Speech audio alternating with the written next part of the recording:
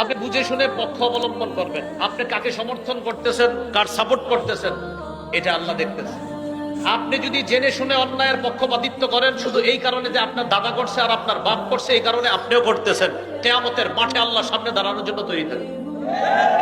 অন্যায়ের পক্ষপাতিত্ব করা কেন? আপনি কার হাতে নেতৃত্ব দেবেন, কার নেতৃত্ব মানবেন, এটা আপনার মন করা হলে চলবে না যে আমার ভোট আমি দেব, যাকে খুশি তাকে দেব। বক্তব্য শুনতে গেলেও সুন্দর মনে হলেও কথাটি সুন্দর নয়। আমার ভোট আমি দেব, দিনদার, ইমানদার, ইনসাফগার ব্যক্তিকে দেখে দেব। ঠিক কিনা বলেন? এখন আমার আত্মীয় একজন দাঁড়িয়েছে, সুদখোর, ঘুষখোর, মিথ্যাবাদী, লম্পট, বদমাস, মনে চাইলো আমি দিয়ে দিলাম, এর কোনো সুযোগ ইসলামে দেওয়া হয়নি। আমার ভোটে নির্বাচিত প্রার্থী, তিনি মেম্বার, চেয়ারম্যান, এমপি প্রমুখ যেই হন না কেন, যদি কোনো দুর্নীতি অপকর্ম করেন, তাহলে তার এই গুনাহ কি আমার আমল নামায় কোনো প্রভাব ফেলবে? আমি কি গুনাহগার হব?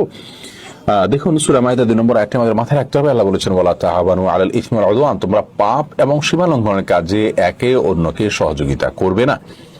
আপনার ভোট যাকে দিচ্ছেন সেই লোক ভোট পেয়ে বিভিন্ন অপকর্ম করবে, এটি যদি সুনিশ্চিত হয়, আপনি জানেন, তাহলে জেনে শুনে সেরকম লোককে ভোট দেওয়া আপনার জন্য জায়েজ নয়। যাকে মন চায় তাকে ভোট দেওয়া যাবে না। এজন্য আমার ভোট আমি দেব, যাকে খুশি তাকে দেব, এমনটা না, সৎ লোক দেখে দেব। ঠিক কিনা?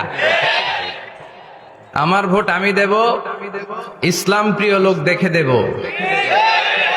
যারা ইসলামের পক্ষে থাকে, যারা জনগণের বন্ধু, যারা দেশের টাকা বিদেশে পাচার করে না, যারা এক কলমের খোঁচা মেরে কোটি টাকা উধাও করে দেয় না,